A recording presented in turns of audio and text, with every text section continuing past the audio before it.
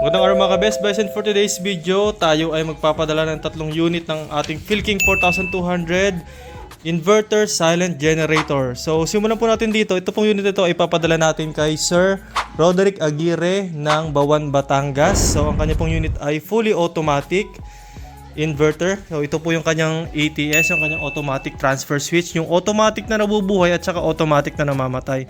So itest po natin yung ating ATS kung working good siya. So kapag po kasi sinaksak natin ito, ibig sabihin ayan na may kuryente yung ating main line.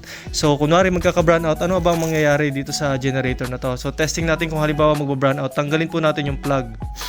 I-set muna natin para sa auto.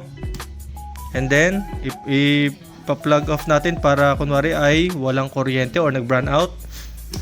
Ayan, so mamamatay na itong ating kuryente o ang ating ilaw kasi nag-brown out and mabubuhay ang generator.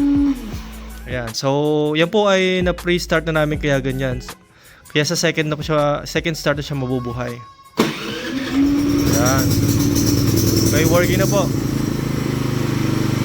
So halimbawa naman at bumalik na yung ating kuryente, isasaksak naman natin to.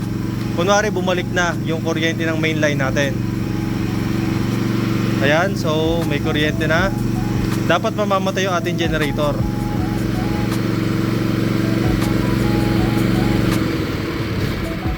So ayan, nakita nyo po wala pong kakurap-kurap yung ating kuryente. Hindi man lang naramdaman ng ilaw yung pag-switch ng kuryente from generator to main line.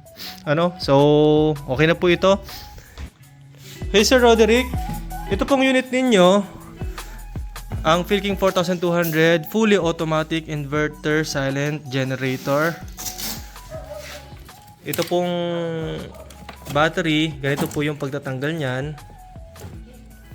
Ayan, so pag-remove po natin. So ito po yung kanyang lagay ng langis kapag kayo po ay mag-change oil. Tapos ito naman po yung inyong drain. Ayan, so gagamit po tayo dyan ng size 12 na wrench. Tapos ibubuksan po natin yan. Meron po itong rubber dito na seal. Ayan, so may butas na po siya. So sasaluhin nyo lang po yung tutulunan sa ilalim para hindi po messy. Tapos sasaraduhan nyo po, gagamit kayo ng 12 na socket wrench. And then lalagyan nyo po ng langis. Okay, ang langis po na recommended dito is 10W30. Diyan po natin ilalagay. So tulad po nito, dapat nandito yung langis na kitang-kita nyo na bago siya matapon. Okay?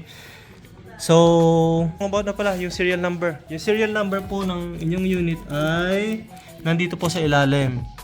Ito po, andito sa ilalim.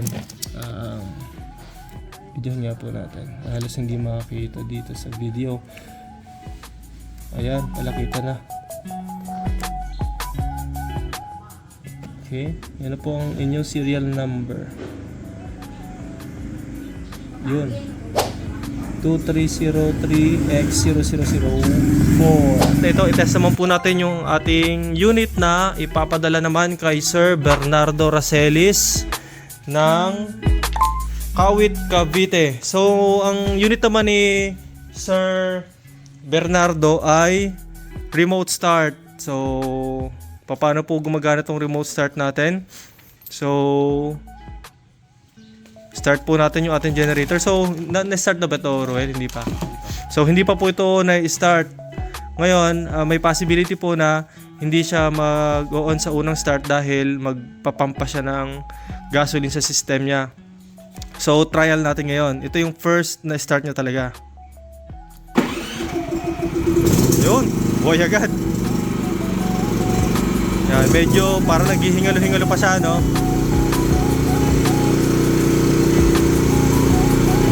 Hahanap pa siya ng buwelo para maging stable yung kanyang kuryente at saka maging stable siya.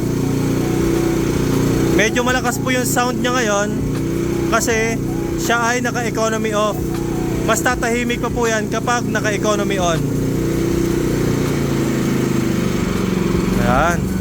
So, makikita nyo po, maririnig nyo na mas mahina yung kanyang tunog kaysa sa kanina, kasi kanina ay naka-economy off. So sa ganyang status po ng generator, mas matipid yung consumption ng gasoline. So ito po ang ating generator na 4200. ay merong changeover switch na kasama. Libre na po ito, worth 1,200 po ito. Pero kapag bumili po kayo ng remote start na Philking 42, libre na po ito. Ayan, so pwede na po nating i-off yung ating generator. O nga po pala, ito pong ating gauge na ito ay 3-in-1. So meron po siyang volt, time at saka hertz. So ito po ay 60 po ay ang kanyang hertz. Ang susunod naman po sa kanya is yung kanyang time. So 00 pa kasi bago pa po siya. And 230 naman yung kanyang voltage. So kapag may load na po yan na appliances, bumababa na po yan hanggang 200 hanggang 225 to 26, ganyan po. Okay, so patayin na po natin yung ating generator, ano? And ito din po yung mga freebies na meron sa unit na ito. Ang kanyang dalawang male plug, ang kanyang funnel, spark plug remover, at ang kanyang napakagandang manual. So, paano po ito i-manual start?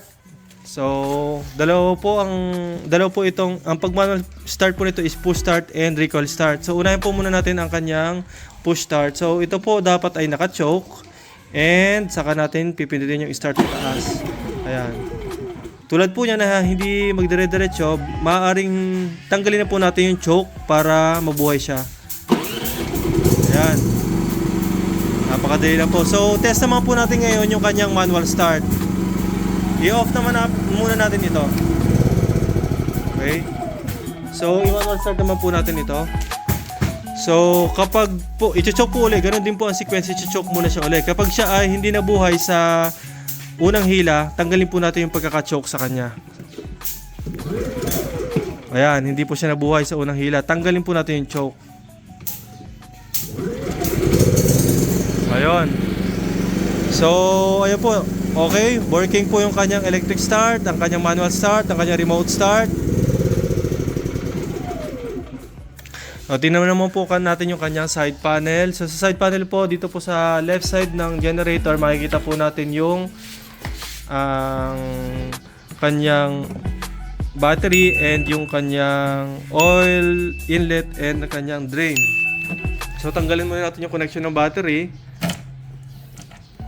And then makikita na may expose na po dyan yung kanyang serial number at yung kanyang drain plug. So ayan po yung kanyang drain plug, yung ito po, yan, ayan. Size 12 po yan. Gagamitin po natin ay socket wrench. Tapos sa ilalim po yan ay may rubber seal para dyan po tayo magde-drain diretso. Sasahudin, ayan po. Ito po, ayan, ayan. Ito po yung kanyang rubber. Yan. Yan po ay naka-block dito para kapag po nagche-change oil tayo, kapag po tayo ay nagche-change oil, yan po ay bukas dapat. Tapos yun natin sasaluhin para hindi messy. And then pagkatapos po natin mag-change oil, ibabalik lang po natin yan para hindi napasukin ng mga mababait. Kasi pag ito po ay pinasok ng mababait at kinagat yung mga wires natin dyan po tayo mayayari. Okay? After po natin mag-drain, syempre maglalagay po tayo ng sa kanya. So ang gagamitin po natin ay 10W30 synthetic oil. Mas maganda po ang synthetic para mas maganda yung kanyang lifespan. Mas din po, mas recommended dito yung synthetic. So ang langis po natin tulad nito, dapat nandito sa dulo. Medyo bumaba lang po yan, pero kanina naka full po yan kasi umikot na po yung langis Pero every time na mag-change po tayo, it has to be nandito sa pinakadulo para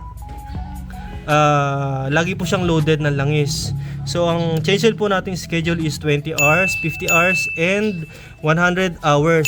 Dito po natin makikita yan sa runtime ng ating generator.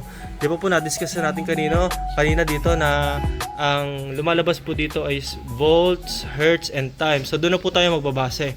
So kanina po naka 00 siya dahil ito naman po ay bago at hindi pa na-start. Ngayon pa lang po. Okay, so kanina nga po, di ba, tinest din natin ito na first time lang natin siya ni-start pero nabuhay agad. So yan po ang advantage ng ating mga remote control, nabubuhay siya agad, Okay? So ito naman po yung ating isang generator. So hindi pa po namin sinet up kasi ito ay papadala natin or dadalhin natin ito sa Pampanga. Kasi po kami may biyahe papuntang norte. So si Sir Ed po ng Bacolor, Pampanga ay nagpa-reserve and nagpa-deliver na. So kasi gusto niya ngayon ng COD. Unfortunately, hindi po makapagpadala ang Best Buys Mindoro ngayon ng COD sa ating mga local freight forwarder.